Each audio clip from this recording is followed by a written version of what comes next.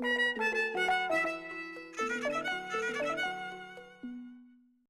Budaya Lovers, berjumpa lagi sama aku, Salman Alfarizi, yang pastinya di program televisi kesayangan kalian di Bincang Budaya.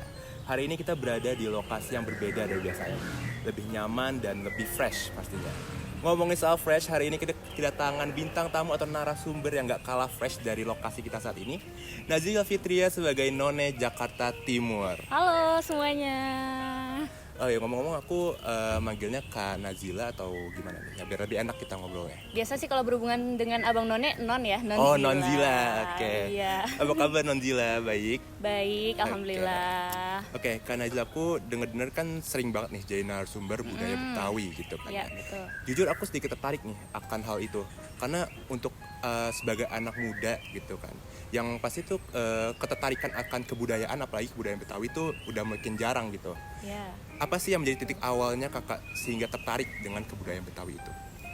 Titik awal aku tertarik sama kebudayaan Betawi itu ketika ya memang aku hidup di lingkungan orang-orang Betawi. Oke. Ya, yang namanya Jakarta nggak jauh-jauh dengan kebudayaan Betawi. Betul. Jadi lingkungan aku yang namanya ada adat istiadat yang namanya palang pintu sebagai dalam rangkaian pernikahan dalam adat Betawi, dan juga banyak sekali makanan-makanan Betawi di sekitaran aku. Ya. Ya jadi adalah beberapa rasa interest di diri aku kayak kayaknya bagus deh ini kalau misalnya kebudayaan-kebudayaan kayak gini tuh nggak cuma aku doang yang tahu, nggak cuma aku doang yang merasakan, Iya. nggak cuma aku doang yang menikmati, jadi orang lain juga bisa menikmatinya. Oh, makanya itu kenapa kakak akhirnya terjun ke dunia kebudayaan Betawi itu gitu. Iya betul banget. Oke.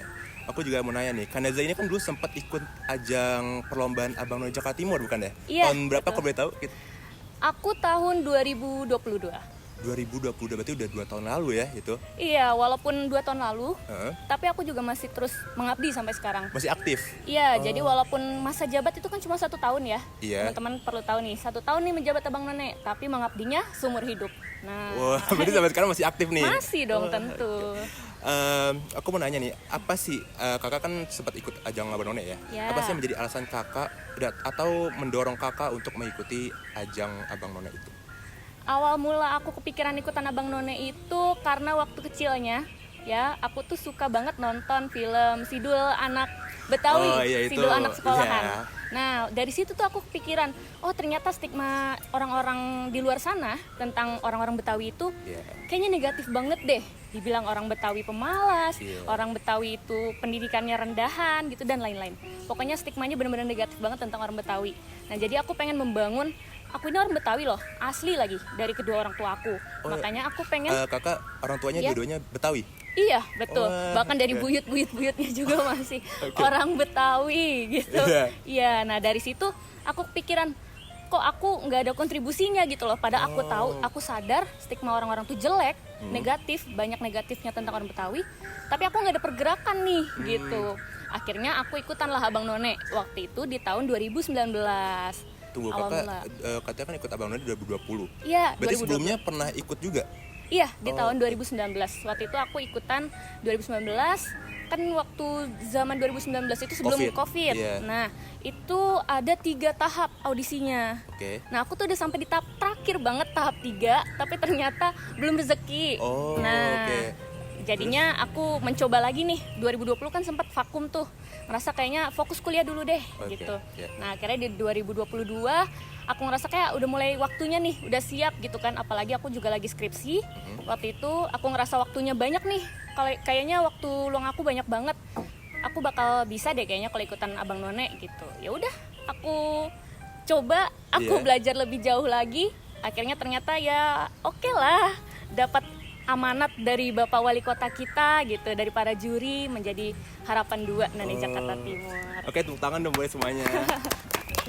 Oke, berarti kakak itu ikut ajang Abang None itu karena keinginan untuk mengubah stigma orang-orang akan anak-anak muda Betawi gitu ya? Iya dong, kalau misalnya nggak ada yang bergerak orang Betawi, pasti bakal terus-terusan bilang, oh orang Betawi emang pemalas kok, nggak ada kok jiwa pejuangnya kayak gitu. Bahkan di tempat kerjaku pun orang-orang Betawi masih sering dianggap kayak gitu, cuma karena ada aku, akhirnya oh ada kok orang Betawi yang maju nih kayak Bu Nazila gitu. Ini ada satu contoh tokoh yang menginspirasi ya semuanya ya, para budaya Makasih, lovers. makasih. Aku juga mau nanya nih, ketika kakak ikut, ketika non Zila, Iya, nggak apa-apa, kakak. ketika non Zila mengikuti ajang Abang None itu, apakah ada hambatan gitu ketika melewati ajang Abang None itu? Hambatan. Kalau hambatan sebenarnya banyak ya. Hambatan apalagi kalau di Abang None Jakarta Timur itu padat banget yang namanya kegiatan audisinya. Jadi aku bisa mulai dari jam 3, sebenarnya selesainya jam 10 atau jam 11, tapi karena setelah itu aku ada briefing sama angkatanku bisa sampai jam 2 pagi. Nah, jadi karena padat kayak gitu, itu salah satu hambatannya. Dan selain itu juga kan aku, walaupun ya kalau kayak orang Indonesia pada umumnya lah, so-so gitu kalau misalnya ngomong bahasa Inggris lah. Ya terkadang bisa, terkadang enggak gitu. Ya itulah hambatan aku salah satunya. Gitu. Oke, aku mau nanya nih, aku tuh sempat beberapa kali nonton malam final Abang None. Oh iya? Iya, sempat beberapa kali gitu. Dan setiap awal-awal pembukaan itu selalu diawali dengan satu tarian yang kayaknya selalu banget ada di malam final gitu ya. Iya.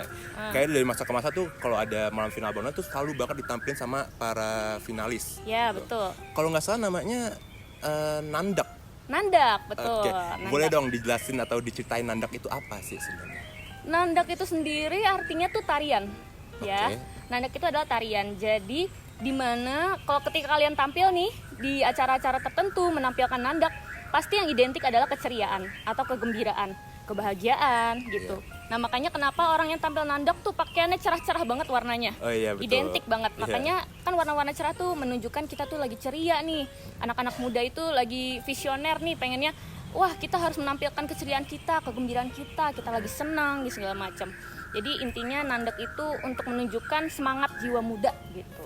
Oke, berarti sangat apa ya? Punya maknanya ya berarti nandak itu Iya, ya, dalam banget betul. maknanya. Betul, apalagi untuk anak muda kayak kita. Oke.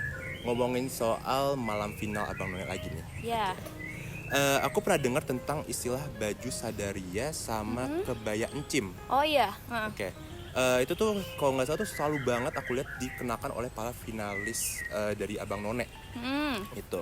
Ya. Sebagai orang awam dan mungkin juga para budaya lovers di luar sana pun juga mungkin nggak tahu gitu apa baju sadaria atau kebaya encim gitu.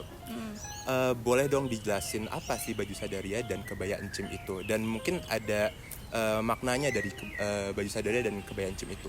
Oke, untuk baju sebenarnya namanya itu awal mulanya ya. Yeah. Kalau kalian lihat sendiri itu sadaria itu kan menggunakan baju muslim lelaki, baju itu apa? sadaria untuk laki-laki? Iya, baju Oke. koko ya, Iya, betul, istilahnya sebutannya. Nah, baju sadaria itu menggunakan baju koko dan wanita itu disebutnya baju encim, kebaya encim. Iya. Nah, karena koko, encim, nah itu kan ada apa ya istilahnya penggabungan kebudayaan. Nah, Betawi itu kan ibarat kata banyak sekali penggabungan kebudayaan-kebudayaan. Yep. Dari kebudayaan Tionghoa, kebudayaan Islam, ya, ada juga kebudayaan Sunda dan Melayu dan lain-lain deh, pokoknya banyak banget. Nah, dari situ tuh makanya banyak tuh terpengaruh kita. Salah satunya itu baju koko dari kebudayaan Islam, Oke. lalu baju encim itu Yeah. dari kebudayaan Tionghoa. Nah, berarti makanya ada campur tangan Tionghoa juga di baju encim itu.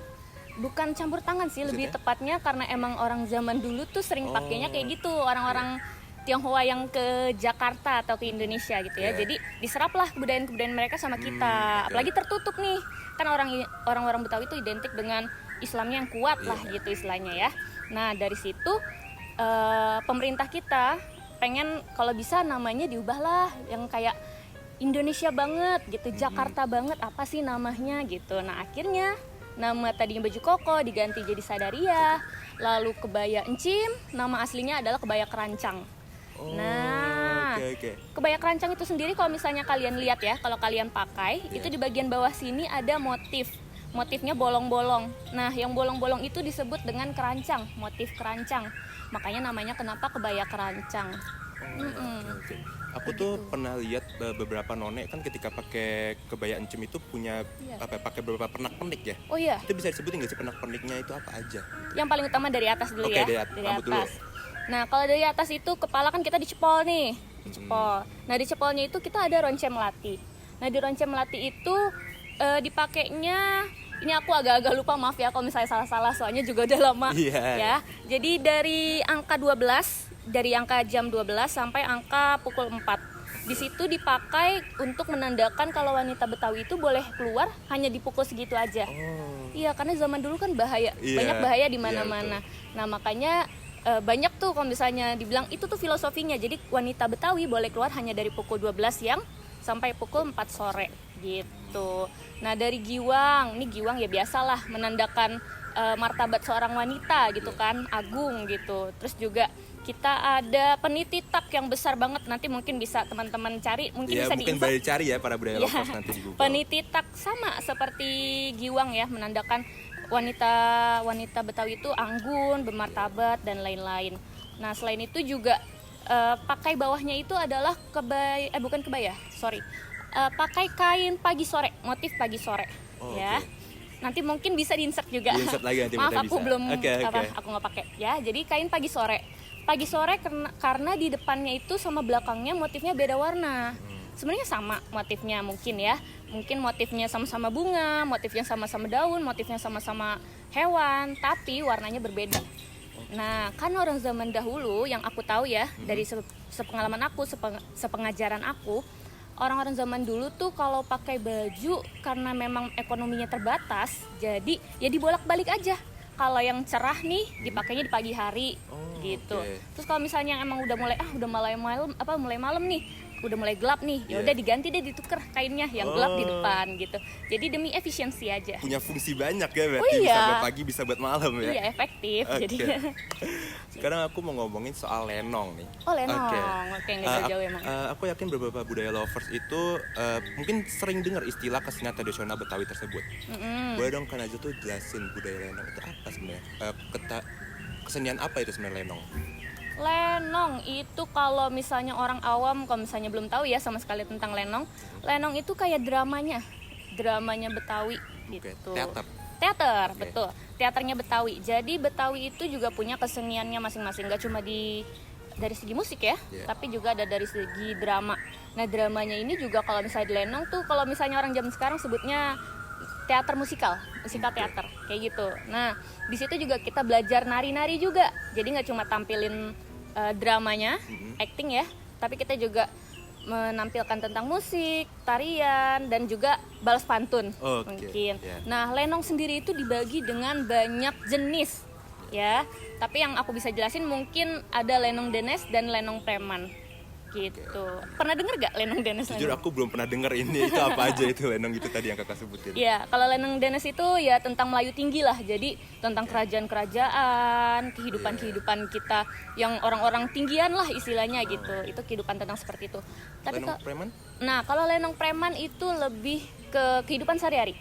Kehidupan rumah tangga gitu iya, iya. ya, dan bahasanya juga tutur katanya berbeda tentu, karena kalau kita tahu bahasa Betawi itu pun dibagi dengan dua dialek ya, dua dialek.